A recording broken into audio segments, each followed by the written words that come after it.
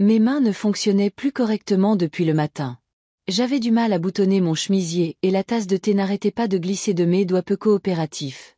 Mes articulations étaient plus enflammées que d'habitude. Le temps était épouvantable. Il pleuvait sur Beauchamp depuis la veille et l'humidité pénétrait jusqu'aux os, même dans une maison bien chauffée. L'arthrite a commencé à me tourmenter il y a environ 5 ans, juste après mes 60 ans. Mais ces derniers mois, la douleur était devenue insupportable. La raideur matinale ne disparaissait pas avant le déjeuner, et les tâches familières devenaient un combat. Je laissais tomber les choses de plus en plus souvent, je ne pouvais plus ouvrir une boîte de conserve, et hier, j'ai été incapable de nouer mes lacets. À 10 heures, enveloppé dans un vieux manteau de laine, j'ai descendu lentement la rue jusqu'à l'arrêt de bus. J'avais rendez-vous avec le docteur Élise Renaud, une rhumatologue de l'hôpital de la ville. Nous nous voyons une fois par mois, et chaque fois, le docteur Renaud secouait la tête et me prescrivait des analgésiques plus puissants. La salle d'attente sentait l'antiseptique et les vieux magazines. J'attendais mon tour en regardant les autres patients. Beaucoup étaient bien plus jeunes, et pour une raison quelconque, cela me mettait mal à l'aise, comme si j'étais coupable de mon âge. Madame Dubois, entrez, appela l'infirmière, et je me levai péniblement de la chaise en plastique. Le docteur Renaud, une petite femme aux cheveux gris coupés courts, m'accueillit avec un sourire amical. « Comment allons-nous aujourd'hui ?»« Moins bien, admis-je honnêtement.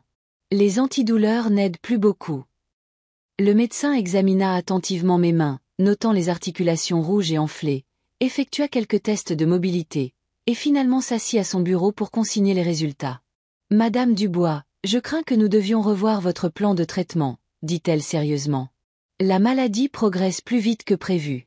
Si nous n'agissons pas maintenant, vous pourriez bientôt perdre la mobilité de certaines de vos articulations. » Mon cœur se serra de peur. Que pouvons-nous faire ? Il existe une nouvelle thérapie, dit le docteur Renaud en me tendant une brochure glacée. Ce sont des médicaments biologiques de nouvelle génération. Ils sont beaucoup plus efficaces que les traitements traditionnels et peuvent non seulement soulager les symptômes, mais aussi ralentir la progression de la maladie.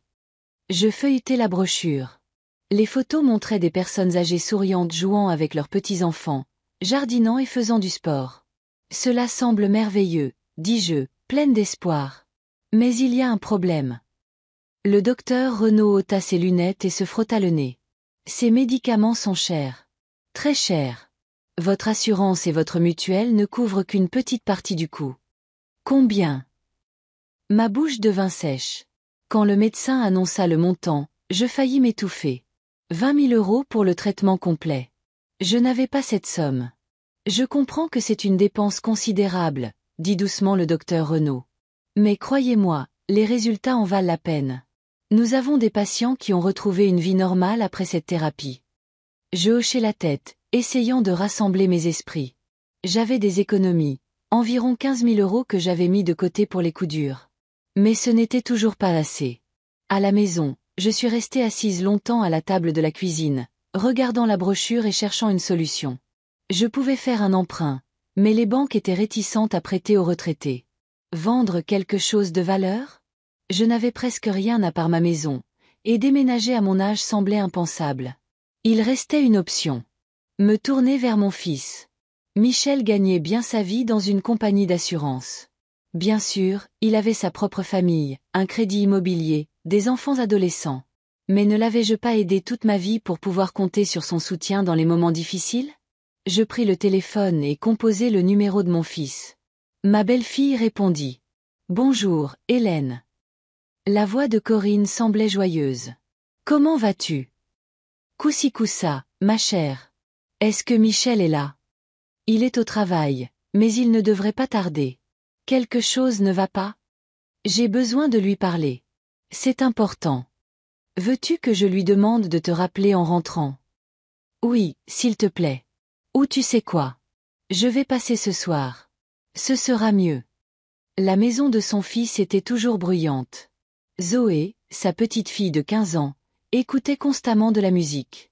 Léo, 13 ans, jouait aux jeux vidéo, et Corinne semblait cuisiner, parler au téléphone et aider les enfants avec leurs devoirs, tout cela en même temps.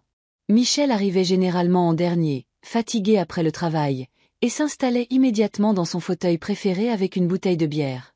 Ce soir-là ne fit pas exception. Assise à l'îlot de la cuisine, je regardais ma belle-fille s'affairer, attendant que mon fils soit libre. Finalement, après le dîner, quand les enfants furent partis dans leur chambre et que Corinne faisait la vaisselle, j'eus l'occasion de parler à Michel seul à seul. « Maman, tu as l'air tendue, remarqua-t-il, adossé au canapé. Tout va bien. » Je pris une profonde inspiration et commençai à lui raconter ma visite chez le médecin, l'arthrite progressive, le risque de perdre ma mobilité, le nouveau traitement qui pourrait m'aider mais qui coûtait cher. Très cher. 20 000 euros. Michel siffla. Waouh! L'assurance ne couvre pas? Seulement une petite partie. Combien as-tu d'économies? Environ 15 000. Il manque donc 5 000. Michel se gratta le menton, pensif. D'accord, maman. Je comprends que c'est sérieux. Réfléchissons à la manière de résoudre ce problème. Il prit son ordinateur portable et commença à taper rapidement. Regarde, j'ai trouvé ça. Il existe des programmes spéciaux de cofinancement pour les personnes âgées atteintes de maladies chroniques. Tu pourrais peut-être obtenir une aide pour le traitement. Je regardais mon fils avec gratitude. Il avait toujours été comme ça. Pragmatique, rapide à trouver des solutions. Il y a une autre option, continua Michel. Tu peux transférer tes économies sur un compte à mon nom, et j'ajouterai la somme manquante. De cette façon, ce sera plus facile de contrôler les dépenses médicales. Un compte à ton nom? Demandai-je. Oui. Je l'ouvrirai spécialement pour ton traitement. Je suivrai tous les paiements et je déposerai de l'argent au besoin. Tu n'auras pas à t'en soucier. J'hésitais. Transférer toutes mes économies à mon fils.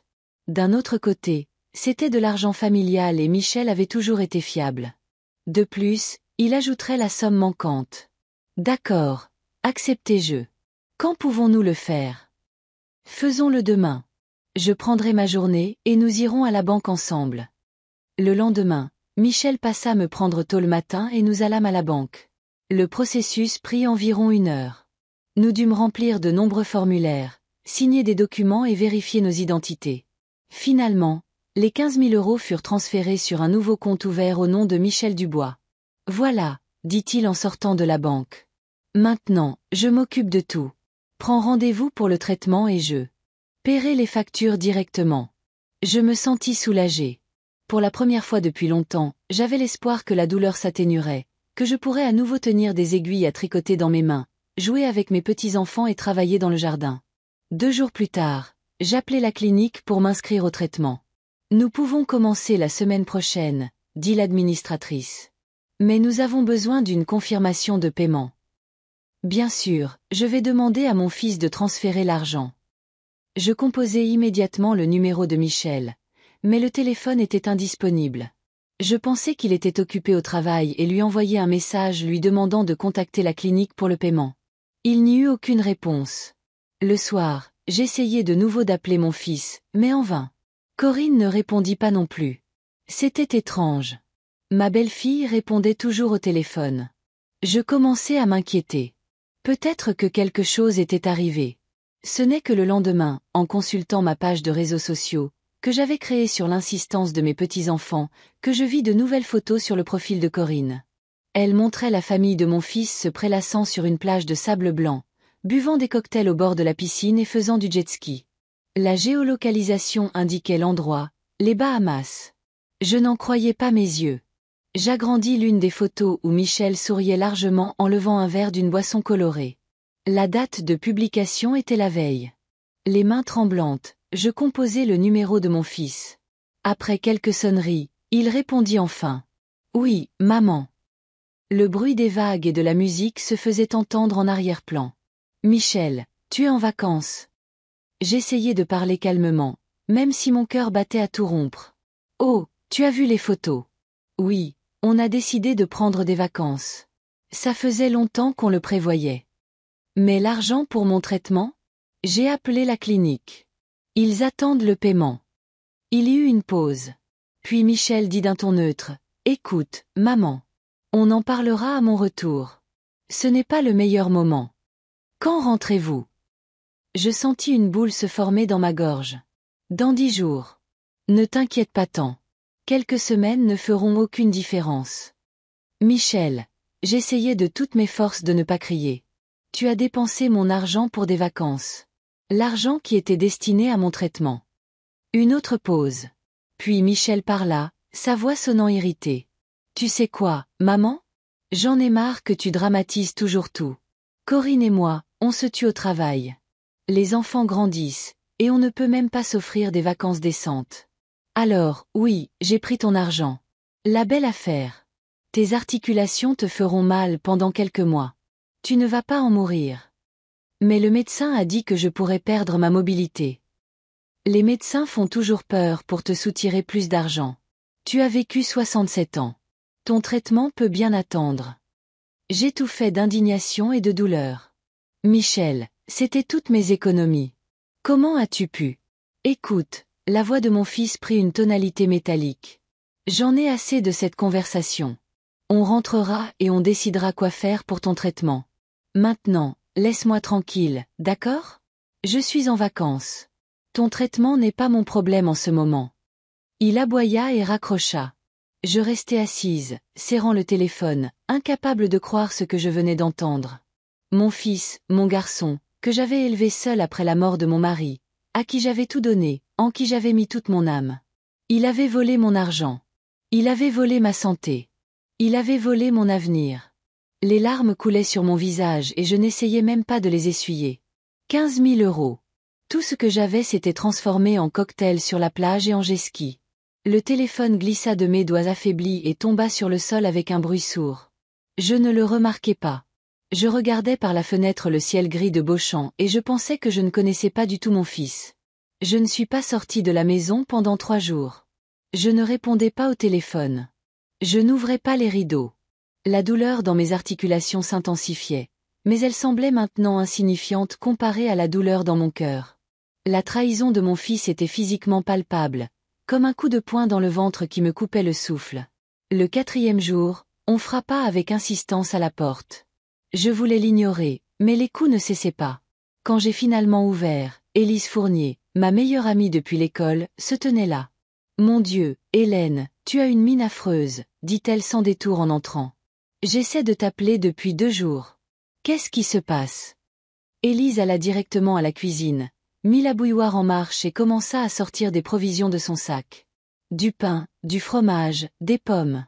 Elle avait toujours été comme ça, pragmatique et décidée. Elle n'attendait jamais qu'on lui demande de l'aide. Elle faisait simplement ce qu'elle jugeait nécessaire. Je pensais que tu étais malade, continua-t-elle en coupant le fromage. Mais maintenant, je vois que c'est autre chose. Raconte-moi. Et je lui ai tout raconté. L'arthrite, l'argent, Michel et ses vacances, ces paroles terribles. Les larmes coulèrent à nouveau sur mes joues, mais cette fois, ce n'était pas le choc, mais l'amertume et le ressentiment. Élise écouta sans m'interrompre.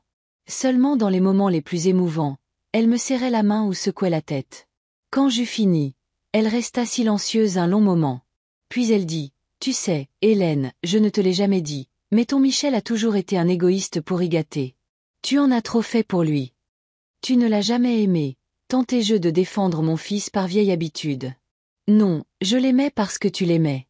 Mais je n'étais pas aveuglée par les sentiments maternels et j'ai vu comment il grandissait. Tu te souviens quand il avait 14 ans et que tu économisais pour une nouvelle machine à laver, et qu'il t'a supplié de lui acheter une guitare parce qu'il avait soudainement décidé de devenir une rockstar? Je m'en souvenais. La machine à laver était complètement en panne et je devais tout laver à la main. Mais Michel avait tellement insisté. Il parlait si bien de son rêve. Je lui ai acheté une guitare de marque, chère. 2 mois plus tard, elle prenait la poussière dans un coin et j'ai continué à laver à la main pendant encore 6 mois pour économiser pour une nouvelle machine. Ou quand il avait 18 ans et que tu lui as donné l'argent que tu avais économisé pour la réparation du toit afin qu'il puisse partir en Europe avec ses amis. Oui, ça aussi. Je pensais que la jeunesse était le temps de l'aventure, qu'on ne pouvait pas priver son fils de l'occasion de voir le monde.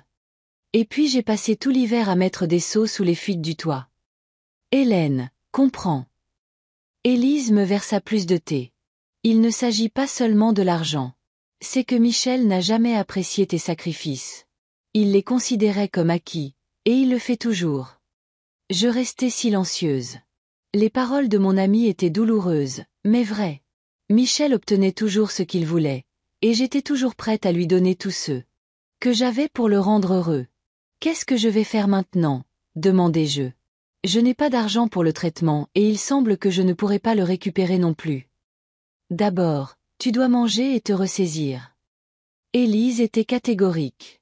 Deuxièmement, nous devons parler à Olivier. C'est un homme pragmatique. Il aura peut-être des conseils.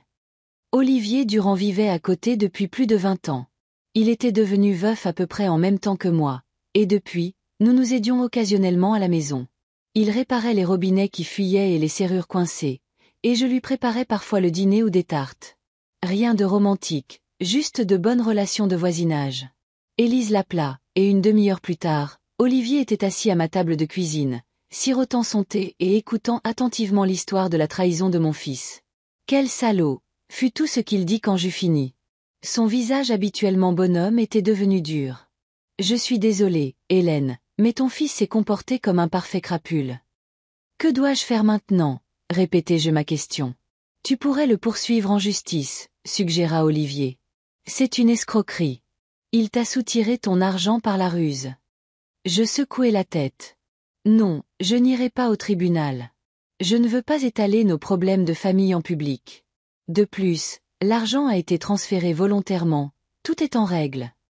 Alors, tout ce que tu peux faire, c'est attendre qu'il revienne et exiger ton argent, dit Olivier. Peut-être que si toute la famille lui met la pression, tu récupéreras quelque chose. Il a déjà tout dépensé, dis-je avec un sourire amer. Tu n'as pas vu les photos. Un bungalow privé, des sports nautiques, des restaurants chers. Même s'il le voulait, il aurait du mal à rembourser quoi que ce soit. Nous restâmes assis en silence, réfléchissant à la situation. Finalement, Élise dit, « Hélène, y as-tu pensé? Il est peut-être temps de revoir le testament. » Je la regardai, surprise. Qu'est-ce que le testament a à voir là-dedans?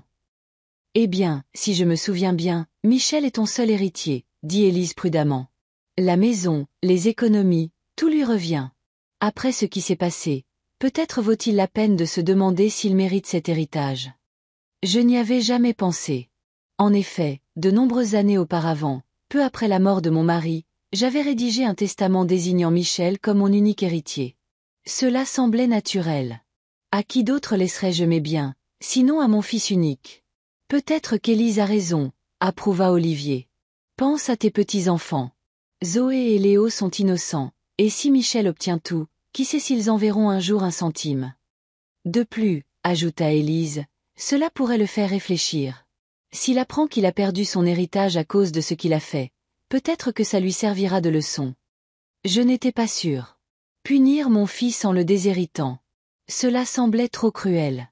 D'un autre côté, n'avait-il pas été cruel en prenant mon dernier argent et en me laissant sans soins médicaux? Je dois y réfléchir, dis-je. C'est une décision sérieuse. Bien sûr, réfléchis acquiesça Olivier. Mais ne traîne pas. Qui sait ce que ton fils pourrait encore inventer? Après le départ d'Élise et d'Olivier, je n'ai pas pu dormir pendant longtemps. Je me tournais et me retournais dans mon lit, repassant dans ma tête des épisodes de la vie de Michel. Son enfance, sa jeunesse, ses années d'adulte. Je cherchais le moment où quelque chose avait mal tourné. Quand mon gentil garçon s'était transformé en un homme égoïste et sans cœur. Peut-être que je l'avais vraiment trop gâté. Toujours protégé des conséquences de ses actes. Toujours prête à aider, même à mon détriment. Le matin, je me suis réveillée avec la tête lourde, mais avec une idée claire. Élise et Olivier avaient raison. Il était temps d'arrêter de croire aveuglément à la bonté de mon fils. Il était temps de me protéger et de protéger l'avenir de mes petits-enfants. Je trouvai la carte de visite de maître Thibaut Caron, un avocat qu'il m'avait donné plusieurs années auparavant lorsqu'il m'avait aidé avec des papiers pour la maison. J'appelai et pris rendez-vous. Le cabinet de maître Caron était situé dans un vieil immeuble du centre de Beauchamp. À l'intérieur, ça sentait le poli pour meubles et les vieux livres. L'avocat lui-même, un homme mince avec une barbe grise soigneusement taillée, m'accueillit avec un sourire poli. « Madame Dubois, ravi de vous revoir. Comment puis-je vous aider ?» Je lui racontai la situation avec Michel et ma décision de changer le testament. Maître Caron écouta attentivement, prenant des notes dans son carnet. « Vous savez, Madame Dubois, dit-il quand j'eus fini, je ne veux pas dire que je vous l'avais dit, mais vous souvenez-vous de notre conversation il y a 5 ans ? Je me souvenais vaguement de cette conversation. À l'époque, Michel m'avait demandé de l'argent pour un acompte sur une maison que lui et Corinne voulaient acheter. C'était une somme importante, et j'avais décidé de consulter Maître Caron sur les aspects juridiques d'un tel prêt. Vous m'aviez conseillé de tout mettre par écrit, me souvins-je, de rédiger un contrat de prêt. Exactement, hocha la tête l'avocat.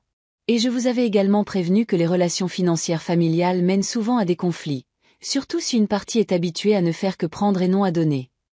Je restais silencieuse. À l'époque, j'avais pensé que Maître Caron était trop cynique. Michel était mon fils et je lui faisais une confiance inconditionnelle. Pourquoi aurait-on besoin de formalités entre membres de la même famille? Cependant, ce n'est pas la question pour le moment, poursuivit l'avocat.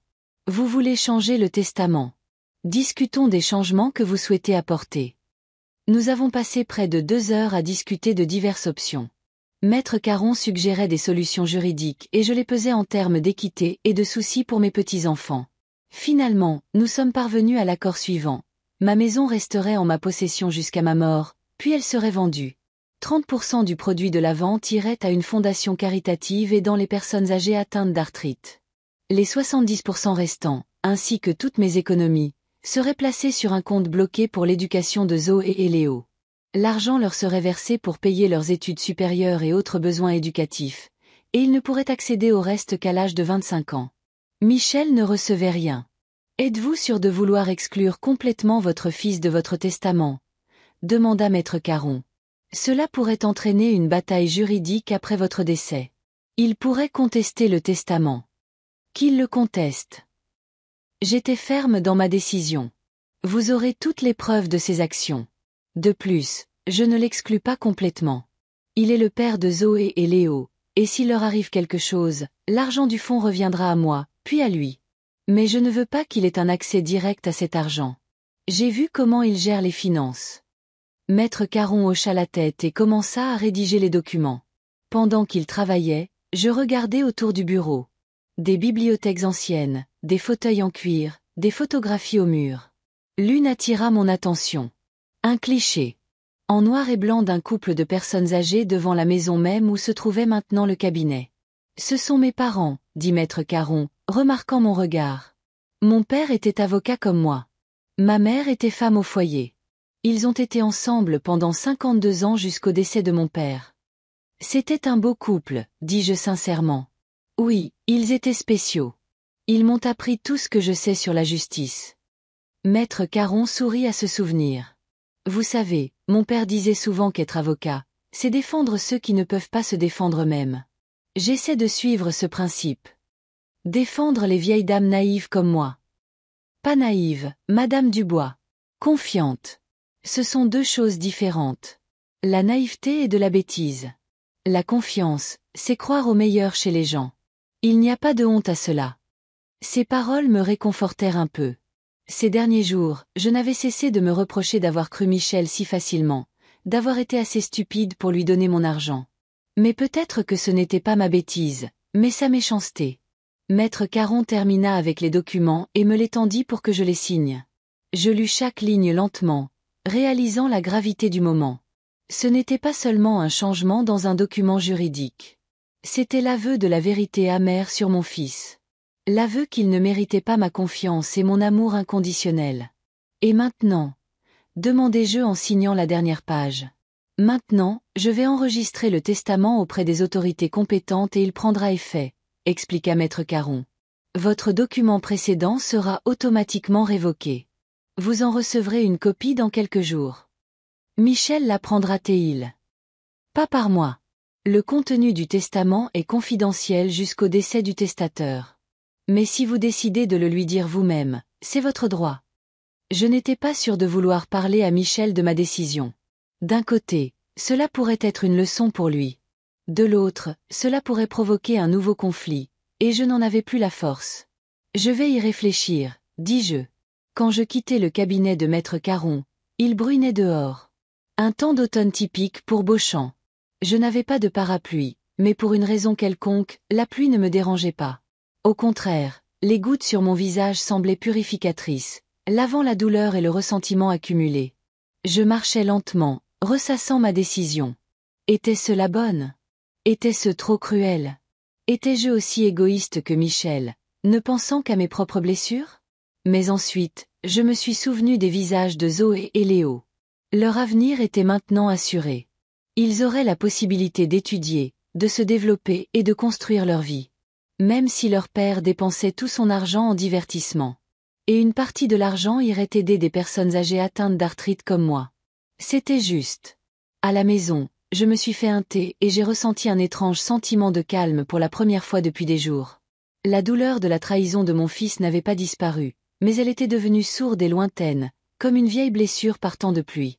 J'avais fait ce que je devais faire.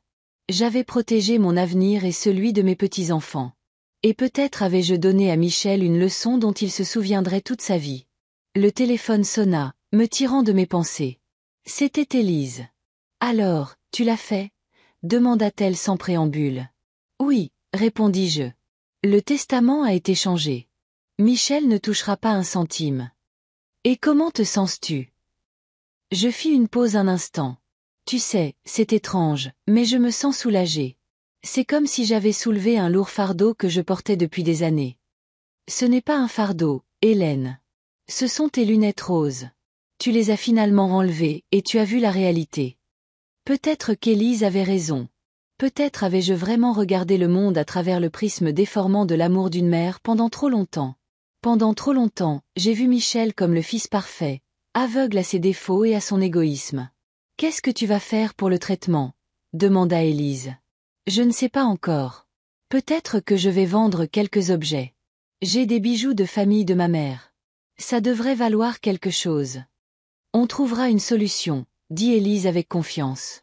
L'important, c'est que tu aies cessé de faire aveuglément confiance à quelqu'un qui ne le mérite pas. Après avoir parlé à mon ami, je suis restée longtemps assise près de la fenêtre, regardant la rue mouillée. Un sentiment étrange m'envahit. Un mélange de tristesse et de détermination. J'avais perdu l'image que j'avais de mon fils, et ça faisait mal. Mais en même temps, j'avais acquis une nouvelle compréhension de moi-même et de ma valeur. Je n'étais plus seulement la mère de Michel, prête à tout pour son bonheur. J'étais Hélène Dubois, une femme qui avait mené une vie digne et méritait respect et attention. Et j'avais fait le premier pas pour gagner ce respect.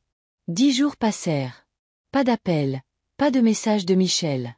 Je suivais la vie de mon fils et de sa famille à travers les photos que Corinne publiait chaque jour sur les réseaux sociaux. Soleil éclatant, mer bleue, visage heureux. Pendant que j'étais assise dans ma maison froide avec des douleurs articulaires qui devenaient insupportables, il profitait de la vie avec mon argent. Les bijoux de famille de ma mère étaient posés sur la table devant moi. Un collier en or avec une petite émeraude, plusieurs bagues, un bracelet en argent. Pas très cher, mais inestimable pour moi. Ma mère me les avait donnés avant de mourir, et j'avais espéré les donner un jour à Zoé. Maintenant, ils pouvaient sauver ma santé. J'ai trouvé un prêteur sur gage dans le centre-ville et apporté tous les bijoux. L'argent que j'ai obtenu serait suffisant pour la première phase du traitement. Pas la totalité, mais au moins un début. Le docteur Renaud fut ravi quand je lui ai dit que je pouvais commencer la thérapie.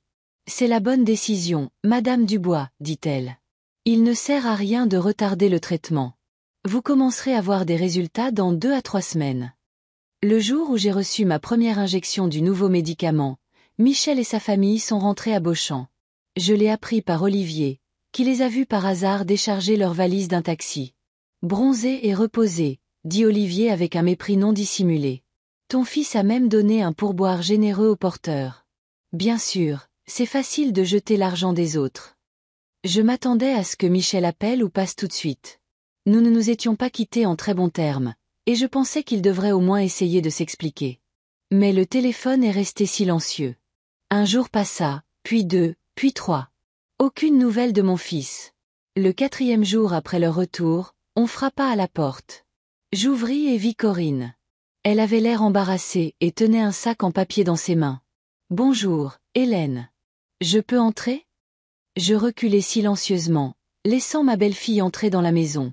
Nous allâmes dans la cuisine où je mis silencieusement la bouilloire en marche. « Je t'ai rapporté quelque chose des Bahamas, » dit Corinne en me tendant le sac. « C'est du thé local. On dit qu'il est très bon pour les articulations. » Je la regardai, incapable de cacher ma surprise. « Du thé ? Tu m'as rapporté du thé à la place de 15 000 €? Corinne rougit et baissa la tête. Hélène, je ne savais pas. Je te jure que je ne savais pas que Michel avait pris ton argent. Comment pouvais-tu ne pas savoir? Vous êtes allés ensemble dans un complexe hôtelier de luxe. Michel a dit qu'il avait reçu une grosse prime au travail et que tu lui avais prêté une partie de tes économies, mais volontairement. Je n'avais aucune idée que c'était tout ton argent mis de côté pour un traitement médical. Je regardais attentivement ma belle-fille. Elle avait l'air sincèrement bouleversée. Quand as-tu appris la vérité? Hier, soupira Corinne. Zoé a entendu Olivier raconter à notre voisine, Madame Petit, ce qui s'était passé. Elle est rentrée à la maison en larmes et a exigé une explication. Michel a essayé de nier, mais j'ai vu à son visage que Zoé avait raison. Nous sommes disputés violemment. Je versai du thé et m'assis en face de Corinne. Où est Michel maintenant? Au travail. Il ne sait pas que je suis ici, dit-elle, tournant nerveusement sa tasse. Hélène, j'ai tellement honte. Si j'avais su, je n'aurais jamais accepté ce voyage. Je te crois, dis-je après une pause. Tu as toujours été une fille honnête. Nous allons rembourser l'argent, dit Corinne avec confiance. J'ai insisté pour que Michel fasse un emprunt. Ça prendra du temps, mais nous rembourserons tout. Je hochai la tête, ne croyant pas vraiment à ses promesses. Michel trouverait probablement un moyen de s'en sortir, comme toujours. Comment se passe ton traitement? J'ai commencé le parcours. J'ai mis en gage les bijoux de ma mère. Ma belle-fille pâlit. Oh mon Dieu, Hélène. Ce que tu voulais donner à Zoé. Ce que je voulais donner à Zoé. Mais ce n'est pas grave. La santé est plus importante. Corinne se leva brusquement et me serra dans ses bras. Pardonne-nous. J'ai tellement honte. Je lui tapotai maladroitement le dos. J'avais pitié de Corinne. Elle m'avait toujours semblé être une femme respectable. Apparemment, Michel savait cacher sa vraie nature, non seulement à sa mère, mais aussi à sa femme. Après le départ de Corinne, je ressentis un étrange vide. Tous ces jours, j'étais en colère contre mon fils, mais au fond, j'espérais qu'il viendrait, s'expliquerait, s'excuserait, que tout cela n'était qu'un malentendu ridicule.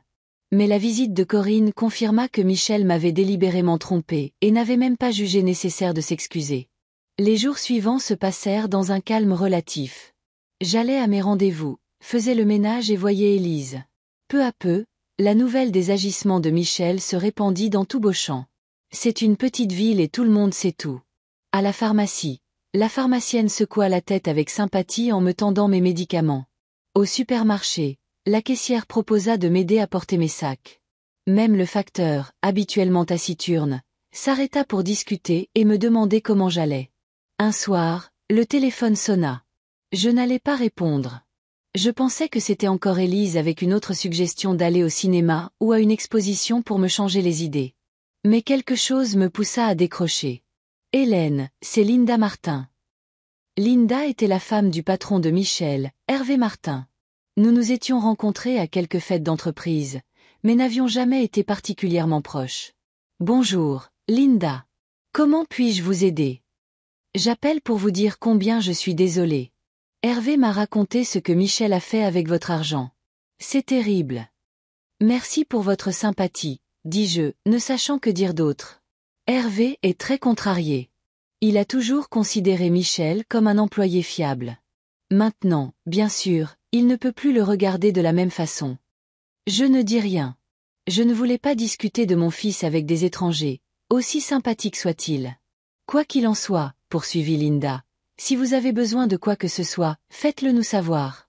Hervé et moi serions heureux de vous aider. Je vais bien, Linda. Je me débrouille.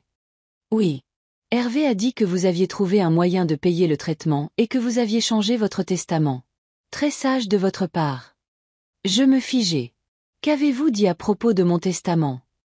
Hervé a dit que vous aviez déshérité Michel et tout laissé à vos petits-enfants. Je pense que c'est la bonne chose à faire. Comment Hervé est-il au courant du testament? Linda fit une pause, clairement embarrassée. Oh, je pensais que vous le saviez. Hervé l'a appris de Jonathan Bernard. Vous êtes amie avec sa mère, Diane, n'est-ce pas? Diane Bernard était en effet une de mes vieilles connaissances. Nous jouions parfois au bridge ensemble au club local. Son fils Jonathan travaillait à la mairie, au service de l'état civil. Je compris immédiatement ce qui s'était passé. Jonathan avait vu mon Nouveau Testament et l'avait dit à sa mère, qui avait partagé la nouvelle avec ses amis. Linda, je dois vous laisser. Merci de votre appel. Je raccrochai, le cœur battant, donc toute la ville savait déjà que j'avais déshérité mon fils. Et Michel l'avait probablement appris aussi. Je jetai un coup d'œil involontaire à la porte d'entrée.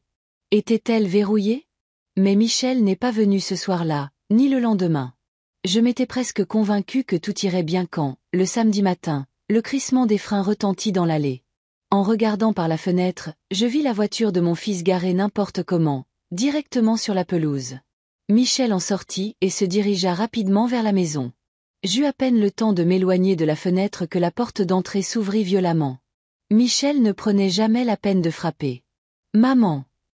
Sa voix résonna dans la maison. « Où es-tu » J'entrai dans le hall, essayant d'avoir l'air calme. « Bonjour, Michel. » Mon fils avait l'air terrible.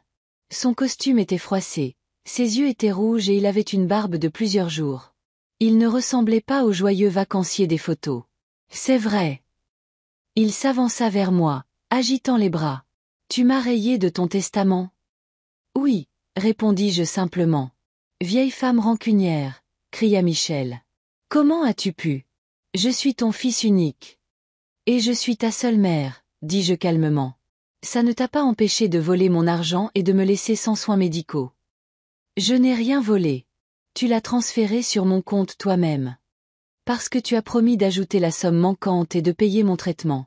Au lieu de ça, tu as tout dépensé pour tes vacances. » Michel passa nerveusement la main dans ses cheveux. « D'accord, j'avoue que c'était mal. Je me suis laissé emporter. Mais me déshériter, c'est trop. »« Je ne t'ai pas déshérité, Michel, dis-je. J'ai juste fait en sorte que mon argent aille à l'éducation de tes enfants, pas à tes divertissements. Tu n'as pas le droit de faire ça. » Michel arpentait la pièce comme un animal en cage. Cette maison appartenait à mon père. Elle devrait me revenir. Ton père voudrait que ses petits-enfants aient une éducation décente. La maison sera vendue un jour, et Zoé et Léo toucheront une partie de l'argent de toute façon. Et moi, qu'est-ce que j'obtiens ? Michel s'arrêta juste devant moi, le visage déformé par la colère. Rien. Après tout ce que j'ai fait pour toi. Je ne pus m'empêcher de rire. Que as-tu fait exactement pour moi, Michel ? Rappelle-le-moi, s'il te plaît. Je te rendais visite. Je t'invitais pour les fêtes. Je te laissais voir tes petits-enfants. Oh, quelle générosité! Tu me laissais voir mes propres petits-enfants. Je secouai la tête.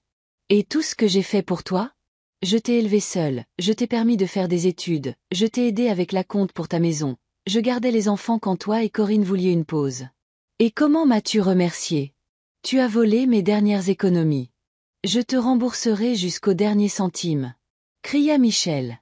Corinne m'a obligé à faire un emprunt. Tu auras tes 15 000 €, mais je veux que tu changes ton testament immédiatement. Non, dis-je, plus calme que jamais.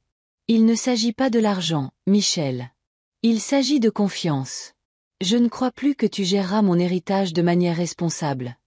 Tu fais ça pour m'embêter. Michel attrapa un vase sur la table et le jeta de toutes ses forces contre le mur. Des éclats volèrent à travers la pièce. Tu as toujours été comme ça, toujours à tout contrôler, toujours à me dire comment vivre ma vie. Je regardai le vase brisé, un cadeau de mon mari pour notre 10e anniversaire, et ressentis un étrange calme. C'était comme si je regardais une scène de film, pas ma propre vie. Sors de ma maison, Michel. Quoi ? J'ai dit, sors. Tu as cassé le vase que ton père m'a offert. Tu as volé mon argent. Tu me cries dessus et tu m'insultes. Je n'ai pas à supporter ça. Maman. Michel changea soudainement de ton pour en prendre un suppliant. Parlons calmement. Je me suis emporté. Je suis désolé, mais tu dois comprendre, ce testament est très important pour moi. C'est mon avenir. Non, Michel. C'est ma propriété, et j'en disposerai comme bon me semble. Et maintenant, je te demande de partir. Tu le regretteras, siffla-t-il, revenant à son ton menaçant. Je prouverai que tu es incompétente, que tu as perdu la tête. Vas-y, haussez-je les épaules. Le docteur Renaud a tous les rapports médicaux sur mon état. J'ai de l'arthrite, pas la démence. Michel se tenait le poing serré, le visage rouge de rage. Je pouvais le voir se battre avec lui-même, essayant de trouver de nouveaux arguments ou menaces. C'est à cause de l'argent, n'est-ce pas, dit-il finalement. Tu te venges parce que j'ai pris l'argent pour tes vacances. Non, Michel. Je secouai la tête. Ce n'est pas moi qui ai changé mon testament. C'est toi. Tu as choisi l'argent plutôt que moi. Je n'ai fait qu'honorer ton choix. Ces mots semblèrent le frapper physiquement. Il recula d'un pas, me regardant comme s'il me voyait pour la première fois. Que as-tu dit?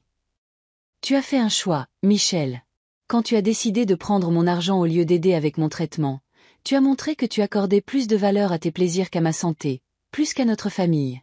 J'ai simplement accepté ce fait, et j'agis en conséquence. Michel ouvrit la bouche pour dire quelque chose, mais ne put sortir un mot. Il resta là, me fixant d'un air choqué, comme s'il ne pouvait pas croire que sa douce et indulgente mère était capable d'une telle dureté. Finalement, il se retourna et partit, claquant bruyamment la porte derrière lui. Une minute plus tard, j'entendis le vrombissement de sa voiture alors qu'elle s'éloignait à toute vitesse. Je m'enfonçai lentement dans un fauteuil, sentant mes mains trembler. La confrontation m'avait épuisé. Mais pour la première fois depuis longtemps, je sentis que j'avais fait ce qu'il fallait, que je ne m'étais pas laissé intimider ou manipuler, que j'avais enfin dit la vérité à mon fils. Amer, mais nécessaire. Après notre dispute, le silence s'installa. Michel n'appela ni ne vint.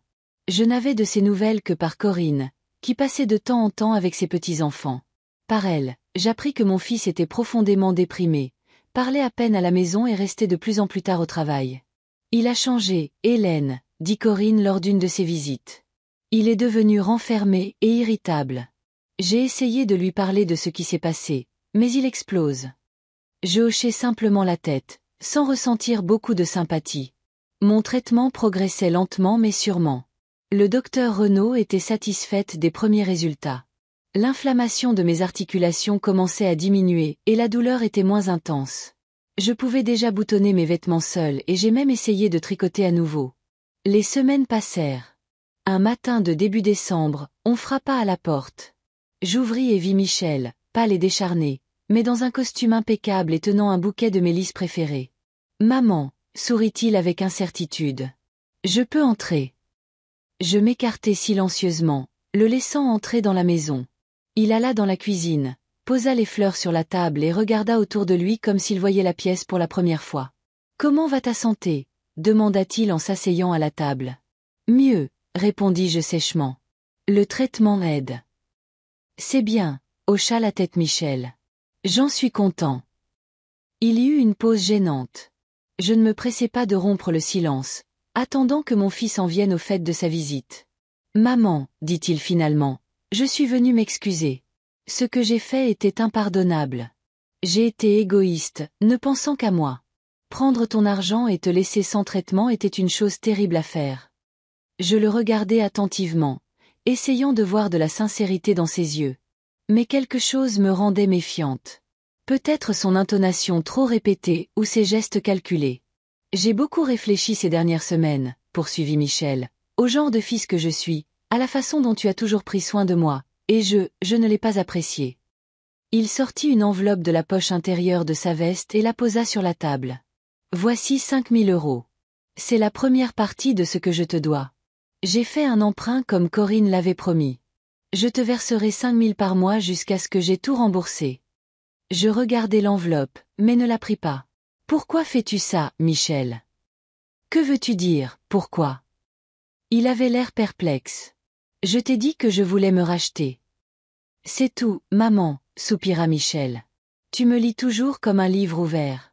Oui, j'espère que tu reconsidéreras ta décision concernant le testament, mais ce n'est pas la seule raison. Je suis vraiment désolée. Je restai silencieuse, étudiant mon fils. En 42 ans, j'avais appris tous les petits gestes qui le trahissaient quand il mentait. Le léger tic au coin de la bouche, l'habitude de se frotter l'oreille gauche, le regard trop direct. Tous ces signes étaient présents. Je ne te crois pas, Michel, dis-je enfin. Tu n'es pas désolé. Tu as peur de perdre ton héritage. Maman, s'exclama-t-il, indigné. Comment peux-tu dire ça? Parce que c'est la vérité. Si tu étais vraiment désolé, Tu serais venu juste après ton retour de vacances. Mais tu ne te montres que maintenant, quand tu as appris le changement de testament. Michel ouvrit la bouche pour argumenter, mais je levai la main pour l'arrêter. Et même maintenant, tu n'es pas venu les mains vides.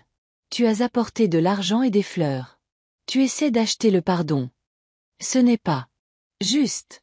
Michel se leva d'un bond, faisant basculer la table. J'essaie de réparer les choses. Non. Je secouai la tête. Tu essaies de réparer les conséquences, pas la cause. Tu ne comprends pas que le problème n'est pas l'argent. C'est ton attitude envers moi. Je vis le visage de mon fils changer, le masque du remords glisser pour révéler ses vraies émotions. Colère, déception, impatience. Qu'est-ce que tu attends de moi? Siffla-t-il. Je suis venu m'excuser et t'apporter de l'argent. Que veux-tu de plus? De la sincérité, Michel. Mais tu ne sembles pas en être capable. Il attrapa l'enveloppe sur la table et la fourra dans sa poche. Tu sais quoi? Laisse tomber. J'ai essayé de me réconcilier, mais tu es trop têtu. Si tu ne veux pas de l'argent, ne le prends pas. Si tu ne veux pas me pardonner, c'est ton droit. Mais ne t'attends pas à ce que je rampe à tes pieds. Sur ce, il sortit de la cuisine en trombe. Un instant plus tard, la porte d'entrée claqua, et je me retrouvai seule avec un bouquet de lys qui commençait à tomber lentement sur la table. Ce soir-là, Corinne appela. Sa voix était tendue. Hélène. Michel est rentré furieux. Il s'est passé quelque chose. Je lui racontai sa visite et ma réaction. Je comprends, dit Corinne après une pause. Il n'est pas vraiment désolé. Il veut juste retrouver sa place dans le testament. Tu n'es pas en colère contre moi de ne pas avoir accepté ses excuses. Non, soupira-t-elle au téléphone. Pour être honnête, je suis fatiguée de son hypocrisie. Ces dernières semaines ont été difficiles. Je sentis une pointe d'inquiétude. Corinne, est-ce que ça va? Pas vraiment, dit-elle doucement, comme si elle avait peur d'être entendue. Michel a changé. Ou peut-être que je l'ai enfin vu tel qu'il est vraiment. Il est devenu irritable et s'en prend souvent aux enfants. Hier, il a crié sur Léo parce qu'il avait cassé un verre. Le garçon a pleuré jusqu'à minuit. Mon cœur se serra. Mes petits-enfants ne devraient pas souffrir à cause des erreurs de leur père. Je pense au divorce, avoua Corinne. J'ai déjà consulté un avocat. Cette révélation me prit par surprise. Malgré tous les défauts de Michel, je n'avais jamais pensé que leur mariage était en danger. Tu es sûr? Demandai-je prudemment. C'est peut-être juste une mauvaise passe. Il ne s'agit pas seulement de l'argent, dit Corinne. Ça m'a juste ouvert les yeux sur ce qu'est vraiment mon mari. Égoïste, irresponsable, prêt à trahir même ses plus proches pour son propre gain. Je ne veux pas que mes enfants grandissent comme ça. Après cette conversation, j'ai souvent pensé à Corinne et à mes petits-enfants. Je voulais les aider, mais je ne savais pas comment. Il me semblait mal d'interférer dans la relation de mon fils et de ma belle-fille. La solution est venue de manière inattendue. Une semaine après notre conversation, Zoé se présenta à ma porte après l'école. « Mamie, je peux rester avec toi ?» demanda-t-elle en serrant son écharpe. « C'est difficile à la maison. » Je serrai ma petite fille dans mes bras et l'emmenai à la cuisine. Pendant que je préparais du chocolat chaud, Zoé me raconta que ses parents se disputaient constamment, que son père rentrait souvent tard et de mauvaise humeur, et que Léo avait peur de lui et se cachait dans sa chambre. « Maman dit qu'on va bientôt déménager, » dit Zoé, fixant sa tasse. « Sans papa. »« Qu'est-ce que tu en penses ?» demandai-je prudemment. Zoé haussa les épaules. « Je ne sais pas. Je suis triste. Mais quand papa est à la maison, c'est encore pire. Il a changé, mamie. Avant, on jouait beaucoup ensemble. Il m'aidait avec mes devoirs, me racontait des histoires drôles. Maintenant, il ne fait que crier et se mettre en colère. » Je caressai la tête de ma petite fille, ne sachant que dire. Comment expliquer la complexité des relations adultes à une jeune fille de 15 ans? Sais-tu ce qui s'est passé entre ton père et moi? Demandai-je. Zoé hocha la tête. Oui. Maman m'a dit que papa a pris ton argent pour mon traitement et l'a dépensé en vacances. Et qu'en penses-tu? Zoé resta silencieuse un long moment, puis leva les yeux vers moi, les larmes aux yeux. Je pense qu'il a fait une chose terrible. Tu es sa mère. Tu as toujours été gentille avec nous. Et lui, il t'a juste volé. Je serrai ma petite fille dans mes bras et nous restâmes assises là longtemps sans dire un mot. À partir de ce jour, Zoé devint une invitée fréquente chez moi. Elle venait après l'école, faisait ses devoirs à ma table de cuisine, et restait parfois pour la nuit. Je voyais qu'elle se sentait plus calme ici, loin des conflits familiaux. Peu à peu, nous avons trouvé un terrain d'entente. Zoé s'intéressait à l'histoire, en particulier aux années 60 et 70, et aimait écouter mes histoires sur ma jeunesse. Je lui ai montré de vieilles photographies et des disques vinyles que je gardais dans le grenier. Elle m'aidait à la maison, préparant des repas simples, arrosant les fleurs, et quand je me sentais mieux, nous travaillions ensemble dans le jardin. Une fois, en triant une boîte de vieilles choses, Zoé trouva mes aiguilles à tricoter. « Tu sais tricoter, mamie ?» demanda-t-elle avec intérêt. « Autrefois, oui, » dis-je en lui montrant mes mains. Mais l'arthrite rend les choses difficiles. Bien que maintenant, avec le traitement, ça va mieux. « Tu veux bien m'apprendre ?» demanda Zoé de manière inattendue. Je trouve ça cool de créer quelque chose de ses propres mains. Et c'est ainsi que nous avons commencé les leçons de tricot. Au début, c'était difficile. Mes doigts ne fonctionnaient toujours pas correctement. Et Zoé était impatiente et se frustrait rapidement quand quelque chose ne marchait pas. Mais peu à peu, les choses ont commencé à s'améliorer. Pour Noël, elle avait tricoté une écharpe simple pour Léo, et la joie sur son visage lorsque son frère accepta avec enthousiasme le cadeau valait tous les efforts. Corinne m'a dit qu'elle avait effectivement demandé le divorce. Michel a résisté au début, menaçant de prendre les enfants, mais a ensuite accepté de manière inattendue toutes les conditions, y compris une pension alimentaire substantielle. C'était étrange. Il se battait habituellement pour chaque euro. La réponse est venue à la mi-janvier lorsqu'un petit article est paru dans le journal local sur un scandale financier à la compagnie d'assurance où travaillait Michel. Un des évaluateurs de risque, son nom n'était pas mentionné, avait été surpris en train de détourner un contrat important, ce qui avait entraîné des pertes significatives pour l'entreprise. Ce même soir, Corinne a appelé et a confirmé mes soupçons. C'était Michel. Il avait été licencié sans indemnité et l'entreprise envisageait une action en justice. Il est désespéré, dit Corinne. Il dit que c'est injuste, qu'on l'a piégé, mais j'ai vu les documents. C'était sa signature. Que va-t-il faire? Je ne sais pas. Il loge dans un motel bon marché en dehors de la ville. Il n'a presque plus d'argent. Tout est parti dans les vacances et les prêts. Je le laisse voir les enfants le week-end, mais Zoé refuse, et Léo ne le voit que si je suis là. Je ressentis un étrange mélange d'émotions. D'un côté, j'avais pitié de mon fils, qui perdait son travail, sa famille, le respect de ses collègues. De l'autre, il semblait qu'il avait ce qu'il méritait pour ses actions. Une semaine plus tard, Michel se présenta à ma porte. Il avait l'air encore pire que la dernière fois.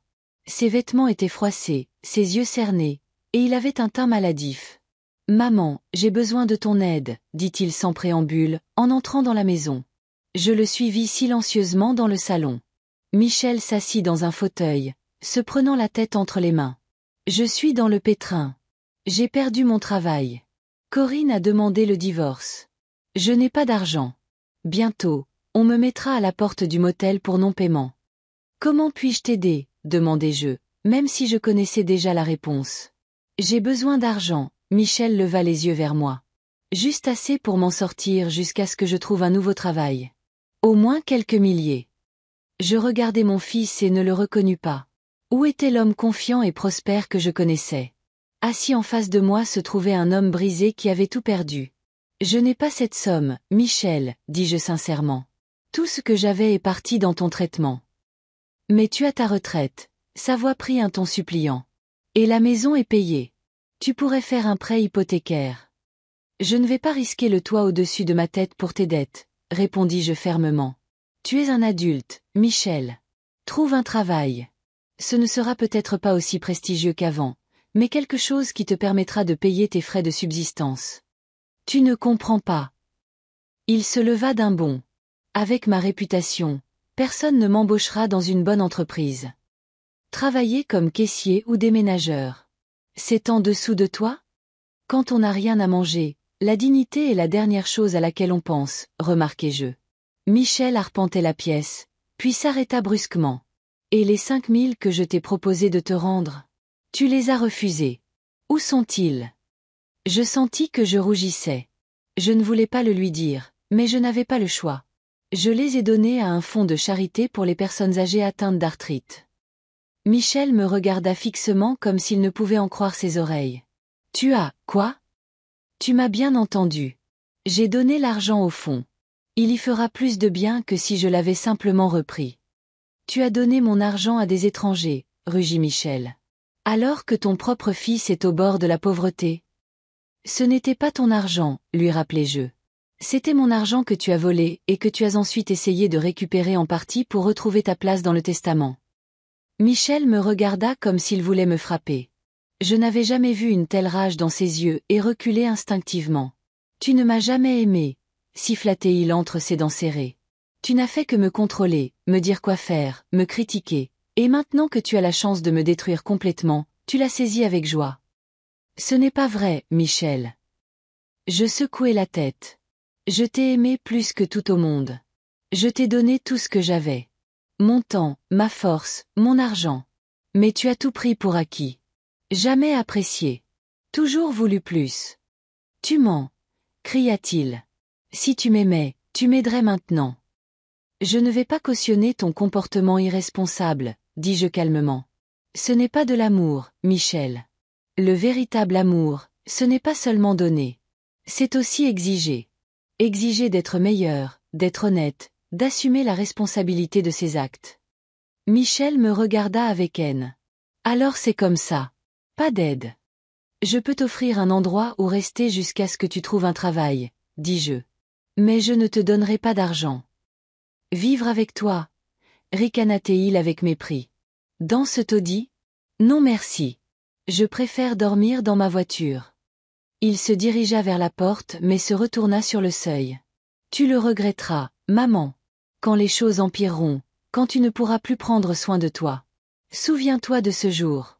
Souviens-toi comment tu as refusé d'aider ton propre fils. Comment as-tu pu refuser d'aider ta propre mère? Demandai-je doucement. Michel ne répondit pas. La porte claqua et je restai seule, me sentant étrangement vide. Malgré tout ce qu'il avait fait, une partie de moi l'aimait encore, se souciait encore de lui. Mais une autre partie, la plus rationnelle, la plus honnête, comprenait que l'aider maintenant signifierait continuer le cercle vicieux. Il devait trouver une issue par lui-même, réparer ses propres erreurs. Ce soir-là, Corinne appela et me dit que Michel lui réclamait de l'argent et menaçait de lui enlever les enfants si elle ne l'aidait pas. Je lui conseillai de consulter un avocat et de documenter toutes ces menaces. Le divorce s'annonçait compliqué. Zoé commença à passer encore plus de temps avec moi. Maintenant, elle restait souvent tout le week-end, aidant au ménage, à la cuisine et au jardinage. Parfois, elle amenait Léo. Le garçon était silencieux et renfermé, mais il se détendit progressivement dans ma maison où personne ne criait ni ne le menaçait. Le traitement progressait bien. Au printemps, j'étais capable de faire la plupart de mes tâches quotidiennes seule, et la douleur avait tellement diminué que j'en oubliais souvent l'existence. Le docteur Renaud était satisfaite des résultats. Vous vous en sortez très bien, Madame Dubois, dit-elle lors de sa prochaine visite. Encore une cure et nous pourrons passer à un traitement d'entretien. Est-ce moins cher? Demandai-je avec espoir. L'argent de la vente de mes bijoux s'épuisait considérablement. Le médecin sourit. Et c'est couvert par votre assurance et votre mutuelle. C'était une bonne nouvelle. Je pourrais continuer mon traitement sans autre sacrifice financier. Je n'avais pas eu de nouvelles de Michel depuis plusieurs semaines. Corinne disait qu'il avait trouvé un travail dans une ville voisine et ne les dérangeait plus. Le divorce avançait, bien que lentement en raison des retards constants de Michel. Et puis, fin avril, il se présenta de nouveau à ma porte. Il avait meilleure mine. Des vêtements propres, une coupe de cheveux, et l'ancienne étincelle dans ses yeux. Maman, sourit-il comme s'il n'y avait jamais eu de conflit entre nous. Je peux entrer. Je le laissai entrer dans la maison, observant ce changement soudain avec méfiance. Tu as l'air en forme, remarquai-je. Oui, les choses s'améliorent, Michel s'affala sur le canapé. J'ai trouvé un travail chez un concessionnaire automobile. Ce n'est pas ça à quoi je suis habituée, bien sûr, mais le salaire est bon. J'ai loué un appartement et acheté une voiture d'occasion. Je suis contente pour toi, dis-je sincèrement. Je suis venue m'excuser. Michel me regarda avec la même expression contrite que la dernière fois. Pour mon comportement. Pour les menaces. Je n'étais pas moi-même. Tu comprends? Perdre mon travail, le divorce, tout m'est tombé dessus d'un coup. Je restai silencieuse, attendant qu'il continue. Et il le fit. Maintenant que je suis de nouveau sur pied, je veux arranger les choses. Je veux réparer ma relation avec toi et les enfants. Je veux repartir sur de nouvelles bases. Et le testament? Demandai-je sans détour. Michel hésita, puis rit nerveusement. Eh bien, bien sûr. Je serais heureux que tu le reconsidères. Après tout, je suis ton fils unique. Michel, je secouai la tête. Tu n'as rien appris. C'est la même vieille manipulation, les mêmes vieilles tentatives. D'obtenir ce que tu veux sans te soucier des autres. Quoi? Non. Il feignit une indignation sincère. Je veux vraiment arranger les choses. Commence par payer la pension alimentaire que tu dois à Corinne. Passe du temps avec tes enfants, non pas parce que ça te donne le droit d'exiger quoi que ce soit de moi, mais parce qu'ils ont besoin d'un père. Vis honnêtement, travaille dur. Prouve par tes actes, et non par tes paroles, que tu as changé. Michel me regarda et je vis le masque de la gentillesse glisser de son visage. Tu ne me pardonneras jamais, n'est-ce pas? Tu ne me rendras jamais ma place dans le testament. Il ne s'agit pas de pardon, Michel. Il s'agit de confiance. Je ne crois plus que tu géreras l'héritage de manière responsable. Mais tes petits-enfants auront leur part. Je le garantis. Les petits-enfants, la charité, ricana-t-il. Tout sauf ton propre fils. Tu as fait ton choix, Michel, lui rappelai-je. Quand tu as décidé de dépenser mon argent en vacances plutôt que pour mon traitement. Il se leva, serrant les poings. Tu sais quoi? Au diable tout ça. J'ai essayé d'être poli. J'ai essayé de m'excuser, mais tu es incorrigible. Ton entêtement, ta rancune, c'est ça qui a détruit notre famille. Non, Michel, dis-je en me levant aussi. Ta cupidité et ton égoïsme ont détruit notre famille. Et tant que tu ne l'admettras pas, rien ne changera. Au revoir, maman, dit-il en se dirigeant vers la porte. Tu ne me reverras plus jamais. Je ne l'ai pas arrêté. Je savais que ses menaces étaient vaines. Il reviendrait quand il aurait de nouveaux besoins d'argent ou d'aide. Et il jouerait une fois de plus le rôle du fils repentant. Mais je ne tomberai plus dans ce piège. Quand la porte se referma derrière Michel, je ne ressentis pas d'amertume, mais un étrange soulagement. C'était comme si j'avais enfin été libérée d'un lourd fardeau. La nécessité de croire en quelque chose qui n'était pas vrai. Mon fils n'était pas une bonne personne, et l'admettre, aussi étrange que cela puisse paraître, était plus facile que de continuer à me tromper moi-même. Je m'assis près de la fenêtre, regardant le jardin printanier où les premières fleurs éclosaient déjà. La vie continuait, ma vie, et pour la première fois depuis longtemps, je pensais à l'avenir avec espoir au lieu de peur. Mais fut exceptionnellement chaud. Je passais beaucoup de temps dans le jardin, regardant la nature renaître après un long hiver. Mes articulations s'étaient considérablement renforcées grâce au traitement.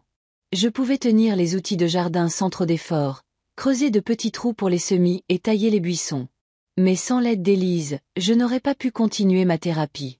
Quand l'argent de la vente des bijoux s'est épuisé, et qu'il me restait encore une cure de traitement avant de passer à la thérapie d'entretien, c'est Élise qui a trouvé une solution.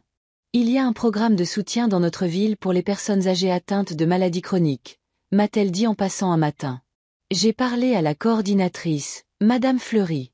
Elle a dit que vous pourriez être éligible à une subvention, surtout compte tenu de votre situation. Ma situation. Eh bien, vous savez, hésita Élise. Une femme âgée, des moyens limités, de l'arthrite, des abus financiers de la part de la famille. Tu leur as parlé de Michel? J'étais choquée. Juste les bases, s'empressa de me rassurer mon ami. Pas de nom ni de détails spécifiques, mais c'est important, Hélène. Votre cas est exactement ce pourquoi ce programme est conçu. J'hésitais. Demander la charité me semblait humiliant. J'avais toujours réussi à me débrouiller seule et j'étais fière de mon indépendance. Pense à tes petits-enfants, me rappela doucement Élise. Si tu ne termines pas ton traitement, la douleur reviendra. Tu ne pourras plus tricoter avec Zoé ou travailler dans le jardin avec Léo. Cet argument m'a convaincue. J'ai accepté de postuler, et 2 semaines plus tard, j'ai reçu l'approbation pour un financement complet du reste de mon traitement. Tu vois, dit Élise triomphalement quand je lui ai annoncé la nouvelle. Parfois, il faut simplement laisser les autres t'aider. Chaque jour, je me sentais de mieux en mieux. Le docteur Renaud était impressionné par mes progrès. Votre corps réagit très bien à la thérapie, dit-elle lors d'une de mes visites. L'inflammation a presque complètement disparu et votre mobilité articulaire s'est améliorée de 80%. Si nous continuons sur cette lancée, vous pourrez retrouver une vie pratiquement normale. Nous n'avions pas eu de nouvelles de Michel depuis près de 2 mois. Corinne passait de temps en temps avec les enfants et disait que le divorce avançait. Bien que Michel créait constamment des obstacles, il travaillait toujours chez le concessionnaire automobile. Mais selon les rumeurs, il était souvent en conflit avec ses collègues et sa direction. Début juin, Zoé a terminé sa 3e avec mention. J'ai assisté à la cérémonie avec Corinne et Léo. Michel n'était pas là. Zoé ne l'avait pas invité. Il ne serait pas venu de toute façon, dit-elle avec une indifférence feinte, mais je pouvais voir la douleur dans ses yeux.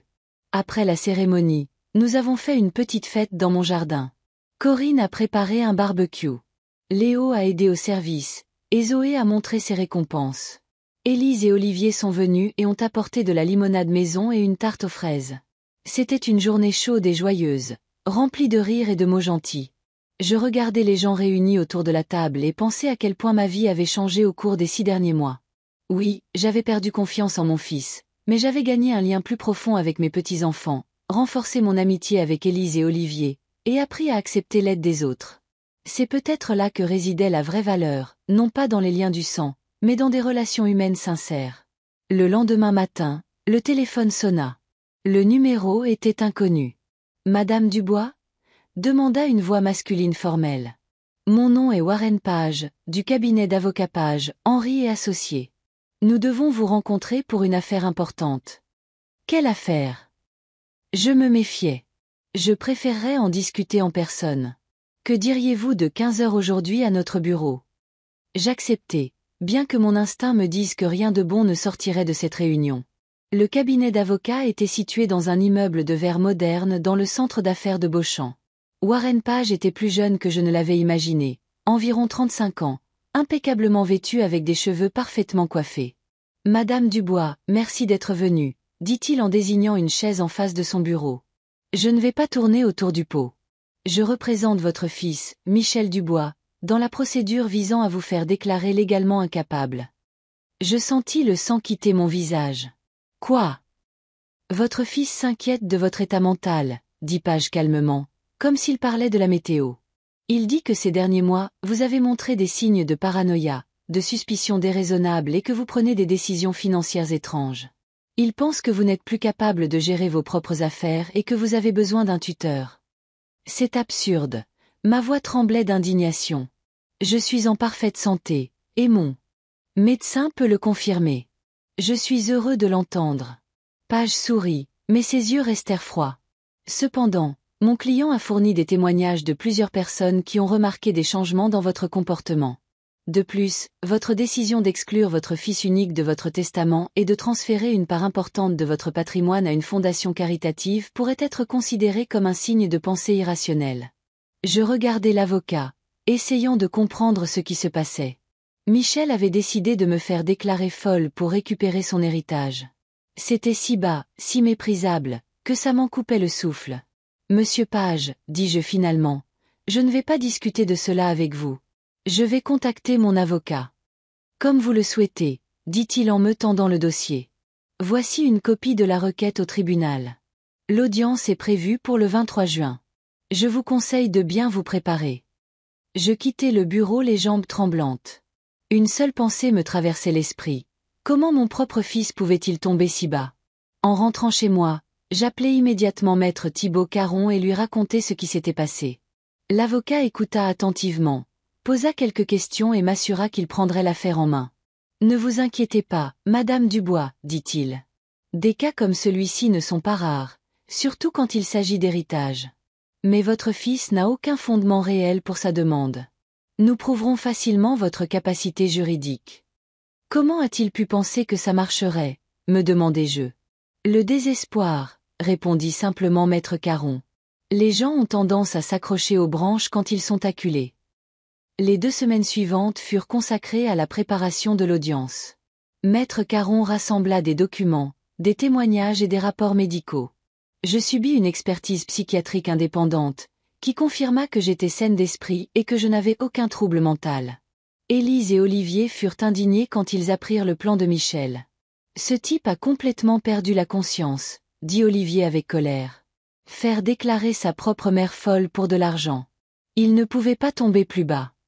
Mais le coup le plus dur vint d'où Michel s'y attendait le moins.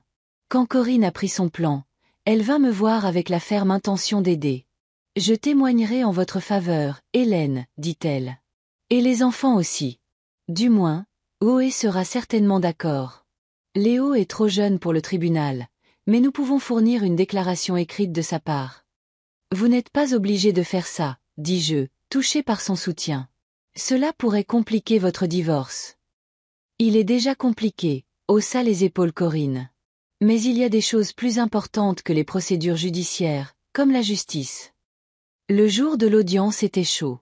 La salle d'audience était presque vide. Seuls les participants, leurs représentants et quelques curieux.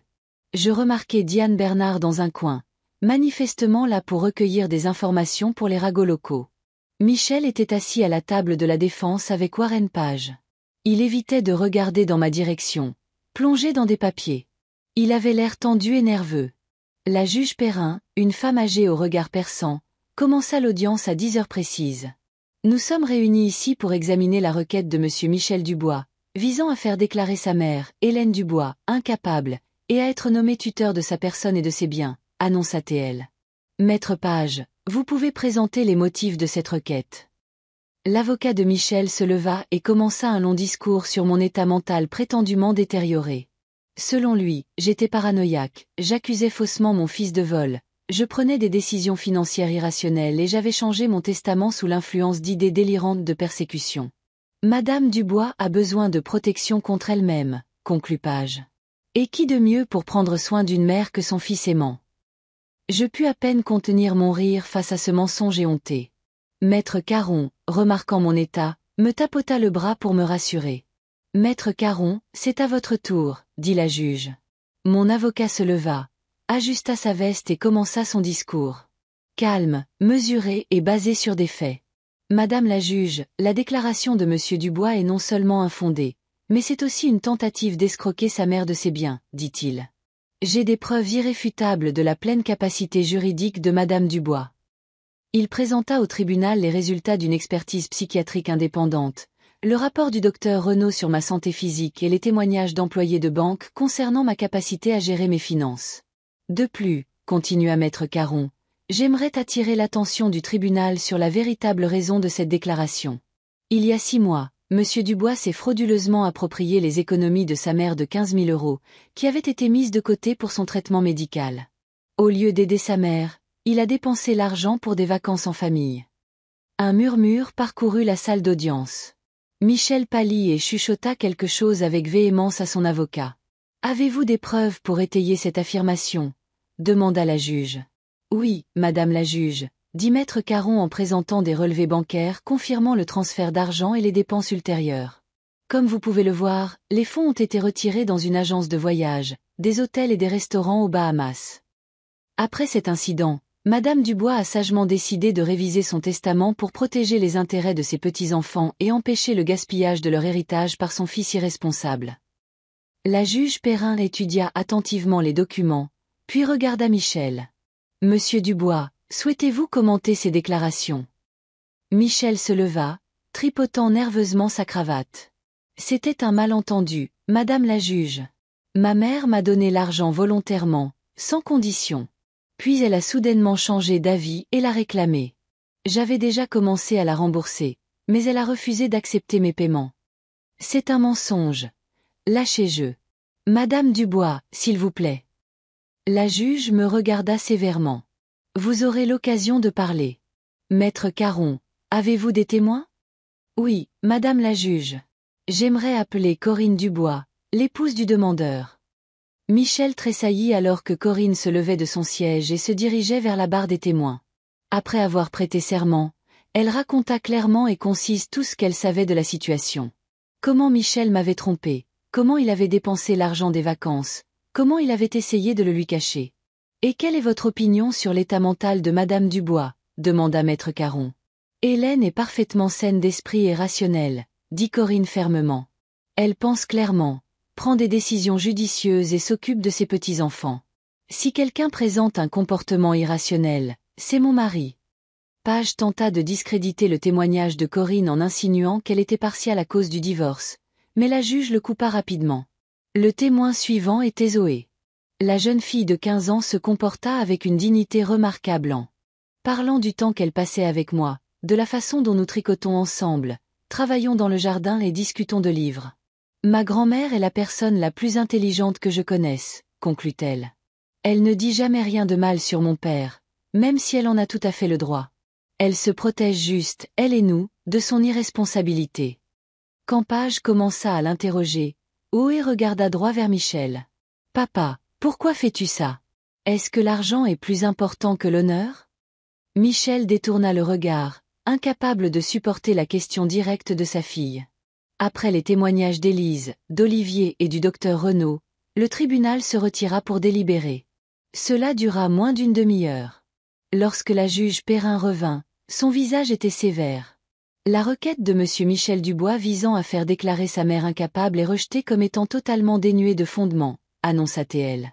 De plus, je considère cette requête comme une tentative de fraude et d'abus du système judiciaire. Monsieur Dubois, vous devriez être reconnaissant que votre mère ne porte pas plainte pour vol contre vous. Si j'étais à sa place, je ne serais pas aussi généreuse. Michel était assis, la tête baissée. Page lui chuchota quelque chose, mais il ne semblait pas entendre. Les frais de justice seront à la charge du demandeur, conclut la juge. L'audience est levée. En quittant la salle d'audience, je ressentis un étrange mélange de soulagement et de tristesse. Soulagement que la justice ait prévalu, et tristesse à la prise de conscience que mon fils était perdu pour moi à jamais. Le lendemain, je suis retourné au bureau de maître Thibaut Caron. Je veux apporter quelques modifications au testament, dis-je fermement. Encore? Demanda l'avocat, surpris. Que voulez-vous changer exactement? Je veux exclure complètement Michel de tout héritage, même s'il arrive quelque chose à mes petits-enfants, expliquai-je. Et je veux créer une fondation caritative à mon nom pour aider les personnes âgées victimes d'abus financiers de la part de leurs proches. Maître Caron me regarda attentivement. Êtes-vous sûr? C'est une décision assez définitive. Absolument sûr. Je hochai la tête. Après hier, j'ai réalisé que Michel ne changera jamais. Il cherchera toujours des moyens d'obtenir ce qu'il veut sans se soucier des autres. Je ne peux plus jamais le laisser avoir le contrôle de mon argent. L'avocat hocha la tête et commença à travailler sur le nouveau document. À la fin de la journée, tout était prêt. Un nouveau testament qui excluait complètement Michel de tout héritage en toutes circonstances, et les documents fondateurs de la fondation caritative Hélène Dubois. Félicitations, dit maître Caron alors que je signais le dernier papier. Vous venez de rendre le monde un peu meilleur. Je souris, me sentant étrangement en paix. Tous ces mois, je m'étais battu non seulement pour mon argent ou ma santé, mais pour un principe, pour la justice. Et maintenant, enfin, j'avais gagné.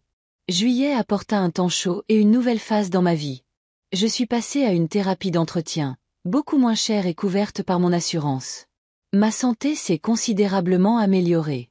Je pouvais jardiner, tricoter et cuisiner sans aucun problème. La douleur n'a pas complètement disparu, mais elle est devenue tolérable et n'interférait pas avec ma vie quotidienne. Corinne finalisa son divorce et déménagea avec ses enfants dans une nouvelle maison à quelques rues de chez moi. Zoé et Léo me rendaient encore souvent visite, surtout le week-end. Nous travaillions ensemble dans le jardin, faisions des biscuits et jouions à des jeux de société. Ces heures avec mes petits-enfants sont devenues les plus précieuses de ma vie. Je n'ai pas eu de nouvelles de Michel pendant près d'un mois après le procès. Puis il s'est soudainement présenté à ma porte un dimanche soir. Il avait l'air fatigué mais sobre et propre. « Maman, je peux entrer ?» demanda-t-il sans son assurance habituelle. Je m'écartai silencieusement et le laissai entrer. Nous allâmes dans le salon et nous nous assîmes l'un en face de l'autre. « Je suis venu m'excuser », commença Michel en regardant le sol. « Ce que j'ai fait, essayer de te faire déclarer incapable. C'était horrible. Je ne sais pas ce qui m'a pris. » « La cupidité, » répondis-je simplement. « Elle pousse beaucoup de gens à faire des choses méprisables. » Michel tressaillit mais ne discuta pas. « Peut-être que tu as raison. Je suis perdu, maman. J'ai perdu mon travail, ma famille, le respect de mes enfants. Tout s'est effondré. Et tu as décidé qu'obtenir mon argent arrangerait tout. » Quelque chose comme ça. Il sourit faiblement. Stupide, hein? Je ne répondis pas. Nous restâmes assis en silence, rompus seulement par le tic-tac de la vieille horloge. Je quitte Beauchamp, dit finalement Michel. J'ai trouvé un travail à Chicago, directeur des ventes chez un concessionnaire automobile. Ce n'est pas ce à quoi je suis habitué, mais c'est un début. Bonne chance, dis-je sincèrement. J'aimerais, balbutia-t-il. J'aimerais essayer d'arranger les choses entre nous. Je sais que j'ai fait beaucoup de mal, mais tu es toujours ma mère. Je regardai attentivement mon fils. Était-ce une autre manipulation ou un remords sincère? Je ne pouvais plus faire la différence. Michel, dis-je lentement, pesant chaque mot. Les liens du sang ne font pas de nous une famille. La famille, ce sont ceux qui restent à tes côtés dans les moments difficiles. Tu as fait ton choix. Maintenant, vis avec. Il me regarda avec de la douleur dans les yeux, comme s'il ne réalisait que maintenant la finalité de notre rupture. Donc, il n'y a pas de retour en arrière possible, demanda-t-il doucement. Je ne sais pas, répondis-je honnêtement. Pas maintenant. Peut-être un jour, si tu changes vraiment. Mais je ne vais plus attendre cet espoir, ni construire ma vie autour de cet espoir. Michel hocha la tête en se levant. Je comprends. Eh bien, au revoir, maman. Au revoir, Michel, dis-je, sans me lever pour le raccompagner. Prends soin de toi. Il partit, doucement, fermant la porte derrière lui. Je restai assise dans mon fauteuil, fixant la photo de famille sur le mur. Michel enfant, moi, mon défunt mari. Nous avions l'air si heureux, si plein d'espoir. Qui aurait pu deviner que tout finirait comme ça? La dernière semaine de juillet, j'ai eu 68 ans. Élise a insisté pour organiser une fête dans mon jardin. Rien d'extraordinaire, m'assura-t-elle. Juste la famille la plus proche. Mais nous devons fêter cette année, l'année où tu as enfin gagné ta liberté. J'acceptai, bien que sans grand enthousiasme. Les anniversaires à mon âge ne sont plus une cause de célébration, mais plutôt un rappel du passage incessant du temps. Mais la fête s'est avérée être exactement ce dont j'avais besoin. Élise décora le jardin avec des guirlandes et des lanternes.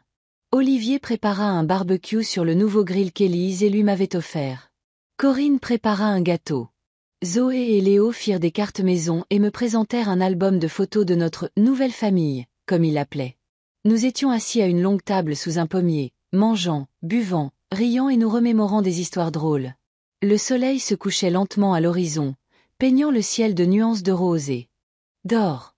Une brise chaude portait le parfum des fleurs et des fruits mûrs.